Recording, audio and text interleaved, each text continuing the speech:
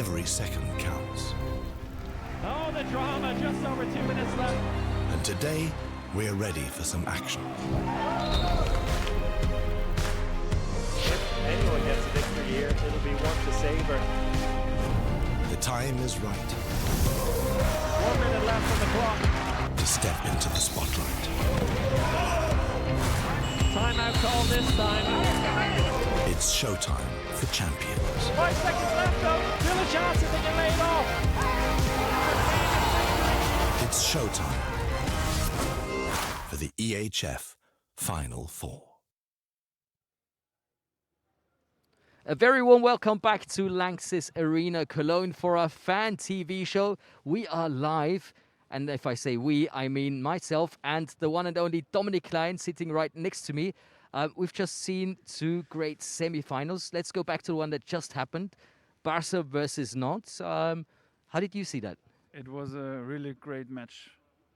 Okay, 45 minutes for Nantes, but at the end there was the favorite Barcelona for us that they win, because we also talked about it, how mentally strength they are for this weekend. But they have the experience to go to the Sunday match, to the final, so they made it. Congratulations. So, do you think it was a combination of experience and also that self-confidence, not having lost a single match during the whole season? Is that what makes the difference over the last, let's say, 10 or 15 minutes where they exploded? At the end, it's maybe the mix of it, because of course you go to the group phase and you don't have to go to the last 18 or last 16, sorry. And in the quarterfinals, you have not this kind of stress match against Meshkov Brest, where you have two quarterfinals where it's such easy to go to the Final Four. But now, here's Cologne. Yesterday, we talked about Victor Thomas. Maybe this is the big pressure for the club. We'll see tomorrow, because they will go to the final against the big surprise of the first semifinal. But we will talk later. Oh, we definitely have to talk about that later, because that was more than a surprise, and also the way it all happened. But coming back to Barcelona, they are the favorites coming to Cologne. And I felt this year they were really showing it. They showed the confidence. They played a great game. Even when Nantes had some phases where I thought, wow, you know, they were kind of really putting a next level to the whole thing. But everybody seemed to stay calm, from the head coach all the way to all the players on the bench. You felt like, oh, they know what's happening. Don't worry about it. Keep calm. Is that what you meant, what you talked about yesterday also? This is one thing. And the other thing is, there was, in the first half, a situation or 5-6 minutes where the referees were not on the side of Barcelona. And this is also a moment where you can see how reacts the team, how reacts the trainer. So they let it. They let it, this kind of pulse in it. And at the end, they stay calm, how you said, and they have the more experience against Nantes. We already got a question from everybody watching. Keep sending them in. This man next to me is an expert. He will answer everything. If you have questions for me, I will answer them as well, but it's not going to be an expertise. Let's see. Who decided the game for Barca? Who is the match winner for you? At the end, it's Perez de Vargas. He had such a great first half. Amazing. Also Emil Nielsen, but the goalkeepers come into this match perfect. And for me, it was Perez de Vargas. And also, like you said, they both had a tremendous start. Sometimes it takes a bit to get the feeling, but you had, you know, like the first shot, and and they were both saving it. It was just saves, and like we talked yesterday, most of the time a goalkeeper might be the deciding X factor for winning the trophy here. But winning the trophy means you have to do it tomorrow again, and that's the most problem, because of Perez de Vargas. Now he has a good feeling, of course, but tomorrow there's also a next match and also a final, so you have to do your best performance tomorrow again. It's nice that you said that, because I talked to the head coaches this morning, and just like you, this is like playing two finals. The semi-final is not just a semi-final. It's like playing a final, and you have to repeat it on the next day. Der Heisenberg 777 asks, what happened to Nantes in the second half, in your opinion? how I said, how I asked also Kirill Lazarov after the match. I asked him what happened because they started to going 7 against 6 because they were -3, I think, and they have to try something different. But at the end, there was too many goals in the free goal, in the empty goal, free goal, also a good word. But at the end, everybody knows that this was the problem. Then if you have some little mistakes in this situation where you have to do a goal, then it's at the end. And like you mentioned, you already talked to Kirill Lazarov right after the game. I think we should take a closer look at that interview and then maybe add something on with our analysis. Yeah. But here is Dominic Klein talking to Kirill Lazarov. It was the second semi-final in this weekend. Tell me, it was a special match also for you. You were the first time with Nantes, we were together here 2018 in this arena for semi-finals. You get the surprise there time. You think about this situation, or was it a different match? That was the different situation. We came here in 2018. We came like underdogs, and now we were believed that we can beat Barca. That is the problem, and then everyone believes that we can beat Barca, and finally we cannot, because Barca is Barca. We were in the match 45 minutes. We wanted this one, but finally in 2-3 minutes they make a difference because they play very good. We cannot to make the goals, but en français. We cannot make in a clear position. From the clear position, that was the case. But I can to say you that that is a success for HBC Nantes to come here, to classify here, to be here in the Final Four with 4 big teams like Barca, like Paris, like Albert, who will play. That was the surprise today. And nothing. We don't have a lot of time to sleep, to recover it now. But To at aim the end, for 3rd place, and we would like to win this match. but how you said it was a great success because of the last 16, you beat Kielce. Yes, You get against Veszprém the last step to the quarterfinals. Because of that, we believe that we can beat Barca of also. course. And before the match, we know that Palmerson don't play. We know that Arinho, who is important in Barca, don't play. Langer is not in 60 players in the squad. Then, that is the time to beat the Barca. Okay, we tried. Barca was better, and nothing. For me, we said it yesterday also, you're one of the favorite players of mine, living legend for me. We talked about it in the first semi-final before in this fan show. So you will be every time friendship for me. So let us see in the hotel next time, not with this official. You have on time now. You have on time. Now I have the time. When we are finished, we have time. Okay, and you know that I respect you. You was my guest in Macedonia and my handball camp, and we will invite you, and you deserve respect. If you because have he a was contract for being assistant coach for Macedonian team, then I will try to think about it. Okay. We will speak about this also. We will speak about this also. You have quality. You have. Yeah, I know that you are preparing for this job also. Thank you. Thank you. Thank you. All the best. Ciao. Dominic, what's happening? I'm gone for a few moments and you're already looking for a new job. That's crazy.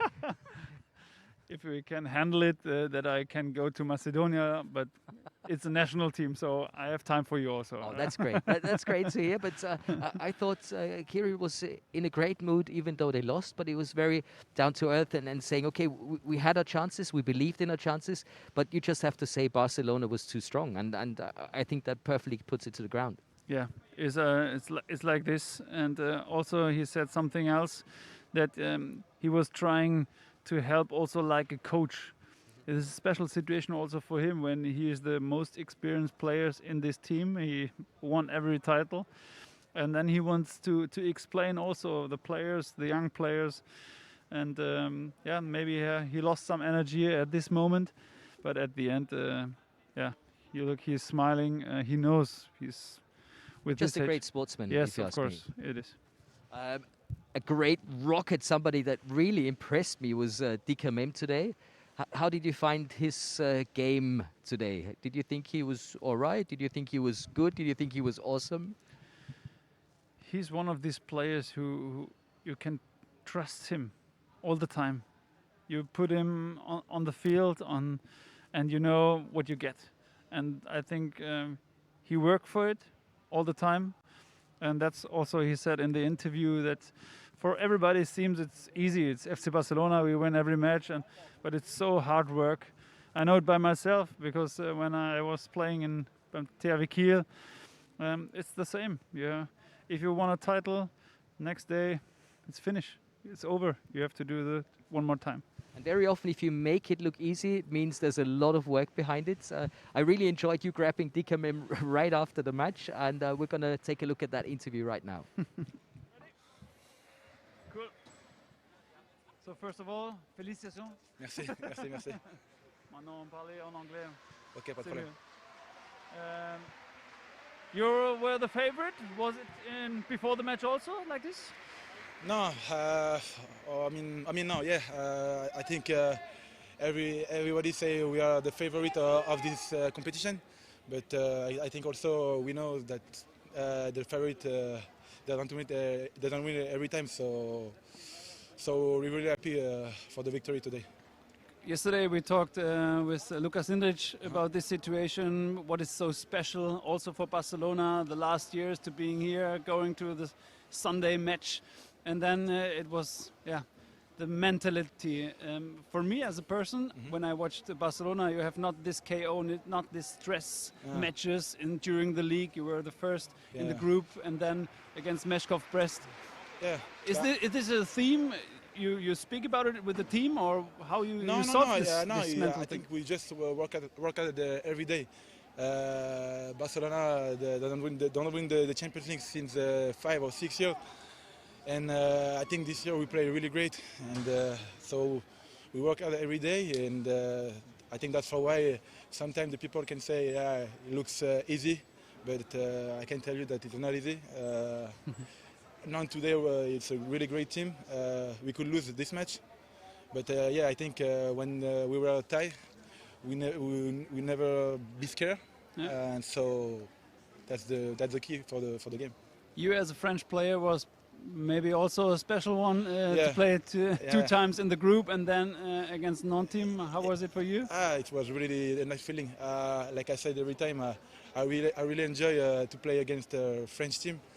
Every time I'm going to France or we play at home, I just want to play really good, and so I try to do as possible to take the victory at the end.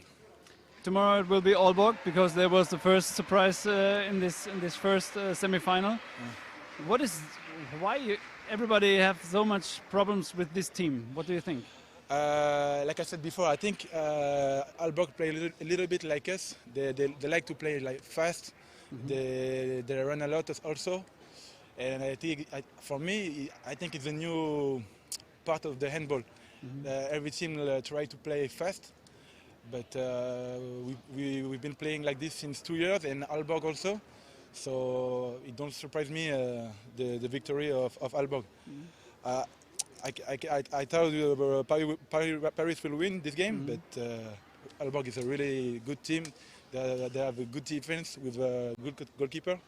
I couldn't see the second part, but they told me the goalkeeper was really great. And in Cologne, the goalkeeper is very important. So yeah, that's true. So good luck for tomorrow. Thank you. And get the trophy. Thank you. See you. Bye. See you. So Dominic, Barca is still in the race for this wonderful trophy. Well deserved. Yes, of course. But they're, for me, also the favorite. Before the match, I said another result, but because I wanted to win the ball. But at the end, they deserved it, of course. I got some questions in again for you, Dominic. How impressed were you with Domen Makuc, the Slovenian wonder kid from Barca? He was a little bit like a game changer in this first match because he comes in, he makes a great shot after 5 seconds when he comes from the bench. It's not normal for them. But at the end also the trainer knows how it works with him. He's a young player. You have to give him the good exercises for having this in this part of the match. And at the end he was so fast. But he's a little bit lucky because Aron Palmason is not in the team, so he had the chance.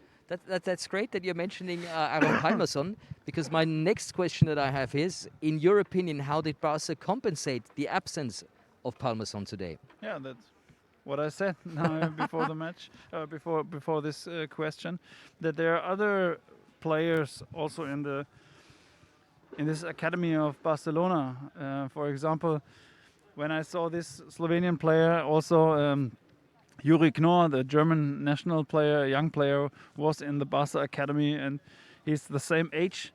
And then you see how the trainer works in this club to give the youngs the chance to come here to a Champions League finalist.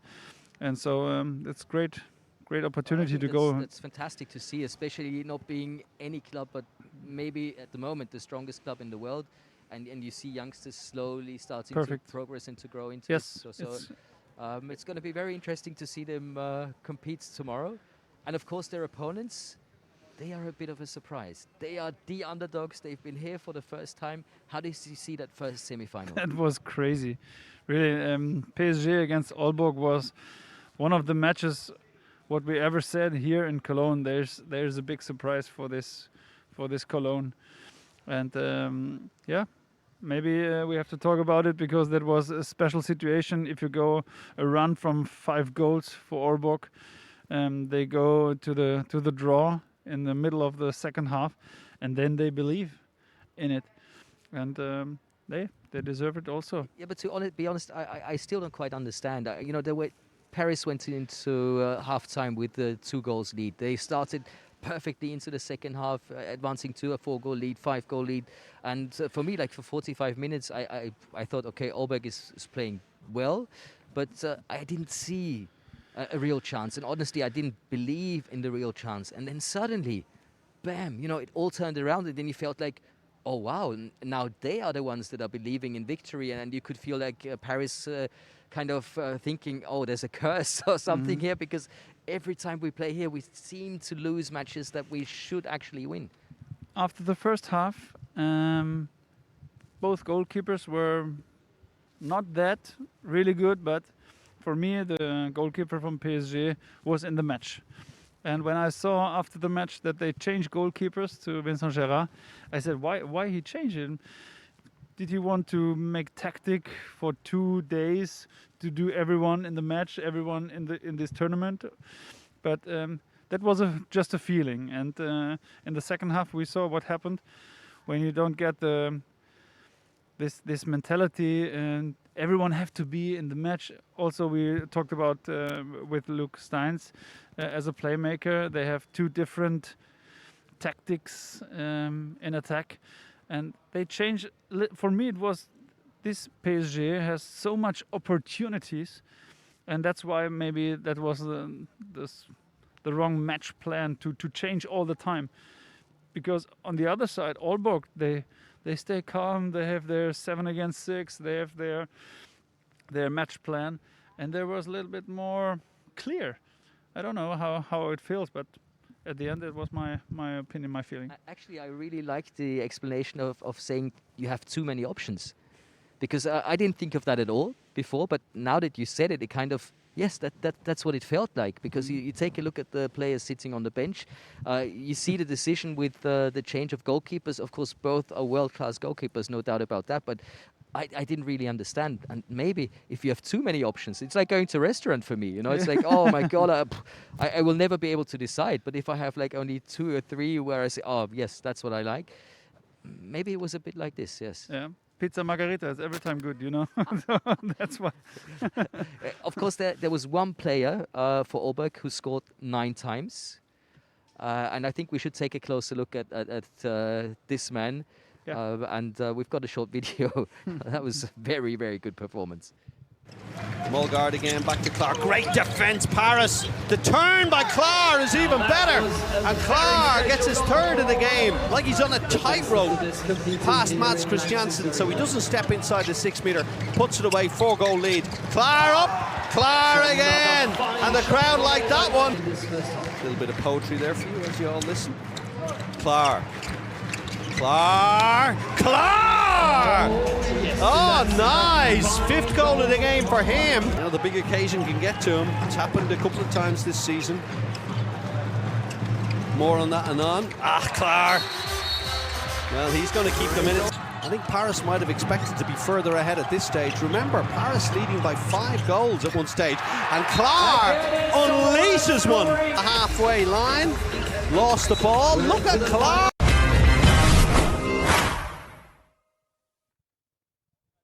Felix Klar, Dominic. Wow. He made it. He has his match. He found his rhythm in this match, and also he's not someone who just scored, but he also knows what's going on in the 7 against 6, where he may have to make the pass, when is the right timing for going to shoot or pass to the others. And yeah, they had a really good opportunity with him. And it felt like he scored at the important times. You know, taking the ball in his heart and, you know, just going for it. You don't think about it. That's what every player wants to do, that the first throw, the first chance is going into the goal, and then you said, okay. However, I don't think about it, and I score and score and score. And that's why he was the match winner for this first semi-final. And maybe that's the reason why you talked to him right after the game, and we're going to show you that interview now.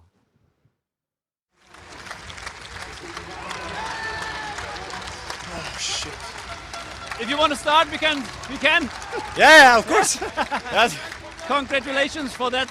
It's crazy. In 2018, I was in the same situation, playing semi-finals against Paris with Nantes. But what is the feeling? Give us a little bit. So we start like shit. I think what the fuck is gonna happen? And then I think the defense starts to be good, and we get 100% in the attack.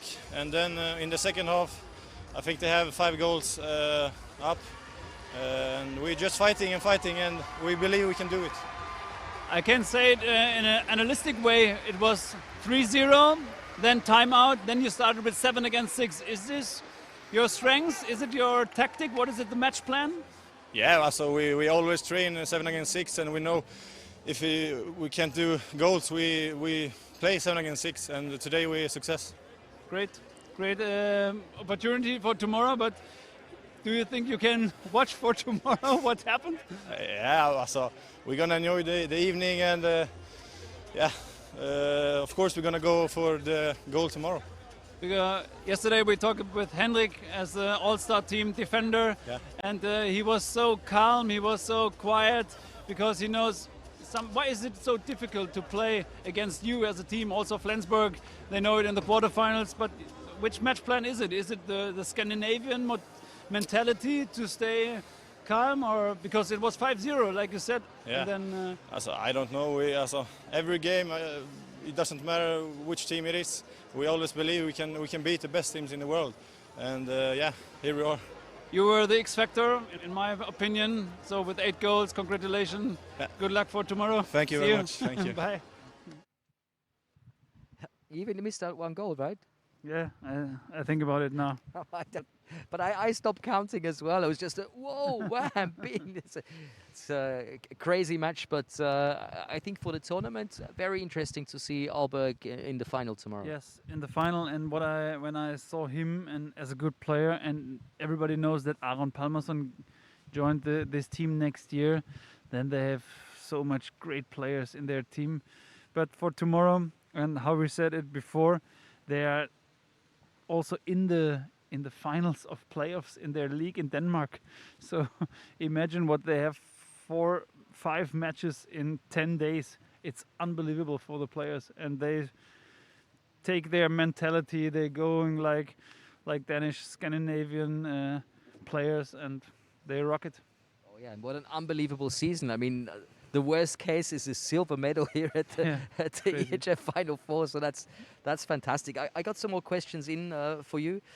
Alba can do the same as Vada 2017, being in Cologne as an underdog and winning the title. Is that what you think, Dominic? Do you believe that they can do it? Most important is that the players have to believe, not me. But at the end, of course, that's possible, because in the final everything is possible. But how we talked about Barcelona, they need to, and if they stay on their mentality tomorrow, also the young players, there are so many players who are the first time in Cologne. We will see.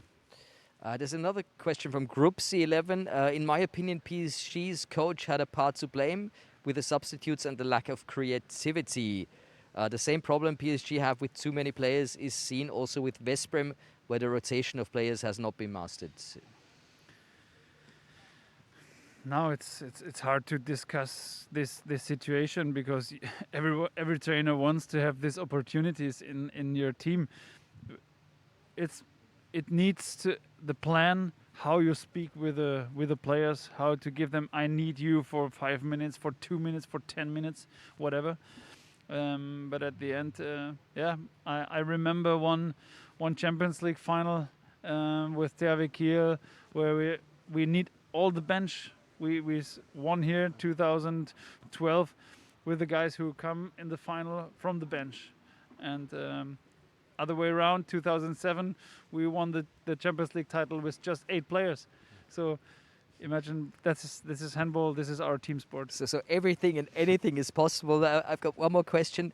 Looking into the future, Aalborg is making a dream team for the next season. If they win the Champions League tomorrow, will it increase the pressure to win it next season too? That's a nice one. No, this pressure in the Champions League in Europe, this is so many teams. Imagine we have no Veszprém, we don't see Kielce, for example, THW Kiel, Flensburg. To plan a Champions League title is not possible.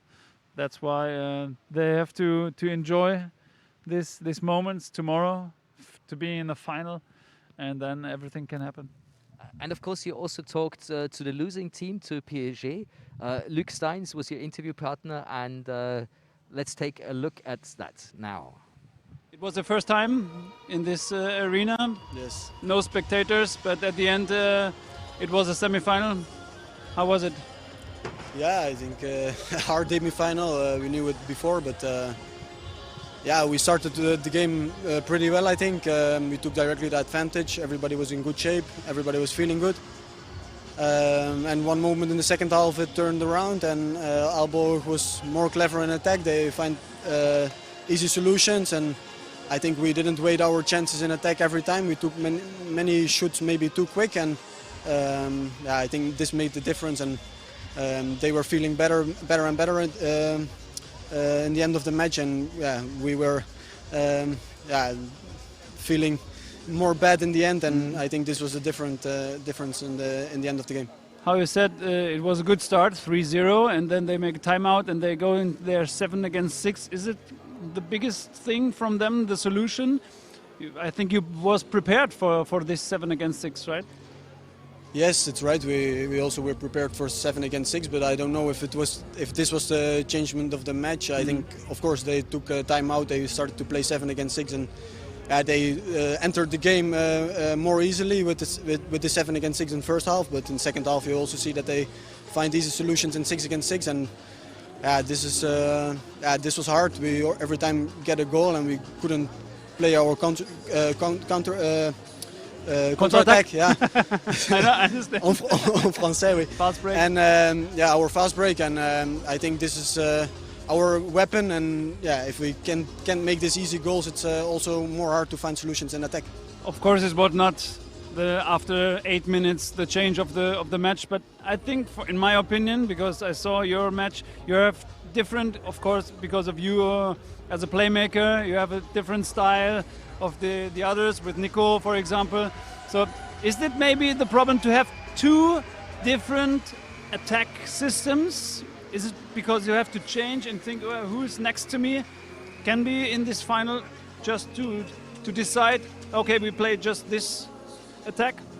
I don't know. I think normally it has to be a weapon to play two different styles of playing, and yeah, today maybe it didn't work out as we wanted, but I hope in the future we can use it as a weapon. And now we are just disappointed, and we just want to finish the season now. No more words to say, but for me, you have a great success in this team. For you personally, we played against each other in France, and now you are in the Champions League Final Four. I think everybody wants to have the style of player like you in the team, and so congratulations for you personally. Thank you. But at the end, it's just a Final Four. Hope to see you next year. I hope to. Thank you. Thank you. Bye bye. So it's always very hard to go to an interview after having lost the game here at the Final Four, and it can be even tougher when you look at online media, because people might not be happy with the way the team played. They might not be happy with the way the player was on the field, and that's something I think that you've been thinking about lately as well. Yes, of course. This is kind of social media. What's going on after when a favorite, when the fan, when your emotions are with the team, and there is also a way to give your opportunity or your opinion into social media for anonym. Yeah, and when you have just a name, maybe also the Dominic 77 and I hate you, blah blah blah. Yeah, online harassment. Example, it's just like that. Yeah. And that's why we also do with the partner of Plan International to being analyze this kind of. We had a great discussion 4 or 5 weeks ago with Kentan Mahe and Anja Althaus on this position to going to online harassment about it, and we discuss it a long time because that's not easy to say 2-3 sentences now in this situation. But at the end, what Plan makes, they give the opportunity to the petition that they can handle it with WhatsApp, Facebook, Instagram, and so on, and they have the chance to discuss it. And for me, as a father of 2 kids, for example, I said all the time you have to educate your son to protect your daughter. That means every young girl in online, in the social media world, is going harassed for that, and that's not a good way. And we need to speak about it. We have to going through this situation, and also in sport, it's like this. Me personally, I was a player who give everything to the fans after the match. It was the third half time for me all the time to being part of it, and you can give something back. It was easy, but I was not a player who was looking in social media what someone said about me, and was it a good goal or not, or are you the one because we lose? You're responsible, and it's but times because have changed. Because it's easy to do it. But I'm very proud that you're one of the ambassadors for Plan International, and I think that's something everybody needs to think about, especially with us being part of social media in any kind of form. And thanks for putting this also up and being ambassador for Plan International. Oh, getting some applause. And with that applause, I think we're going to look out to tomorrow. We've got the bronze medal game coming up at 3:15. Of course, we'll be live at 2 again. Okay. And then right after the FIG final, we're going to go live and find out who will get this beautiful trophy. So make sure to join us tomorrow. Dominic, any last words before we focus on this beautiful trophy and go home? Is it like this that we have a result who win this semifinals? I think somebody got the right score, and we're going to send the ball to them. To be honest, I had the name in there, but it doesn't work anymore. But you're going to get the ball. That's a promise. And tomorrow we're going to have the same game, so we're going to give the ball away tomorrow again, maybe but, 2. There's one other thing. We started before the first semifinal in our first show. It's a draw. 1-1. Oh, Schere, Stein, now- Papier. Schere, Stein, Papier. How is it in English? I don't know. Rock, stone, scissors. Yeah, Okay. So- So, so- that's the most important thing of course. at the end. And no harassment if No. one of us loses. So join Okay. in again tomorrow. Allez, It's on y time va. for us to say goodbye with rock, Hop, stone, hop, scissors. Rock, stone, hop, scissors. Come hop, on, hop, this can hop. take ages. Well done, Dominic. See you tomorrow at 2 o'clock and take a closer look at the trophy. That's the one we're leaving you with today. Bye-bye.